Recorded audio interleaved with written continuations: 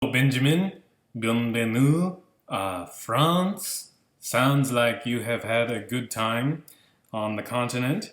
Today, in light of your international experience, I want to present a defense for bilingual education.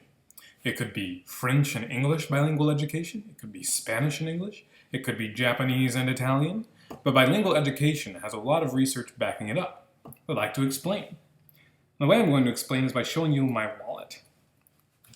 My wallet has a lot of compartments, has a lot of different places to keep a lot of different things. If I didn't have all of these compartments, it'd be very hard to hold everything together. I just have a big stack of cards flying everywhere. Not very fun.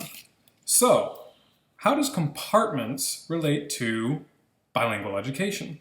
Well, I want to start by telling you a story, and then I'll follow up and explain how compartments relates to bilingual education.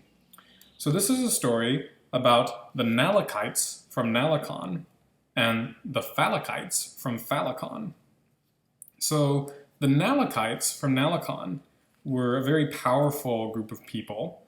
They had a considerable amount of land spread out from Nalikon, which was an island all around the world. And one of the places where they had land was Phalakon.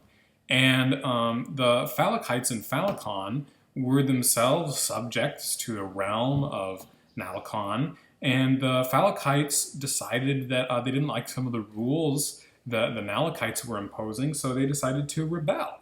Okay, so they got this rebellion together and they fought with the Nalakites, and the Nalakites came over and they fought with the Phalakites. And so then finally, the war dragged on, and the Phalakites won. And so then they said, Nalakites, get out of here, and the Nalakites had to leave, and the Phalakites who had supported the Nalakites were in trouble, and they had to leave, and they started this new nation. And so it was, this new nation in Phalakon, with new laws and a different way of governing. Okay, so do you think you could recount that story the way that I told it, just from hearing it that one time explained?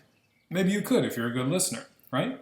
But it'd be a lot easier if it was with people groups that you already knew.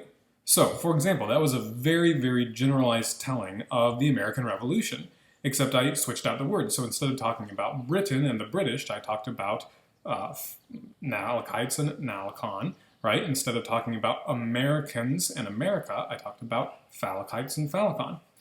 Well, when you don't know the words, like if you don't know the words Britain and America, so you haven't heard them before, you don't have a framework or system that can hold the information that you're being told, right?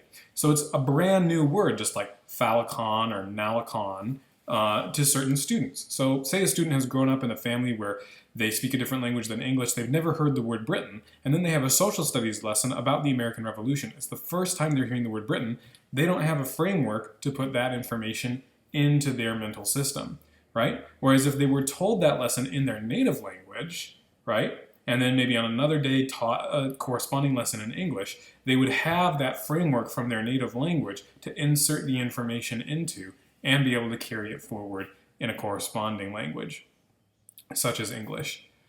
So that's just a brief example of why bilingual education is a great idea. I've actually created an entire website for a project for school defending bilingual education. You can find the link below with more information, and I hope that that's fun for you.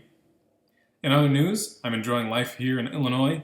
I have not spoken French with anyone because I cannot speak French, and I've not met anyone recently who speaks French that I know of, except for Megan, who I work with, who grew up in France. I hope you're having a great week, and I'll talk to you soon.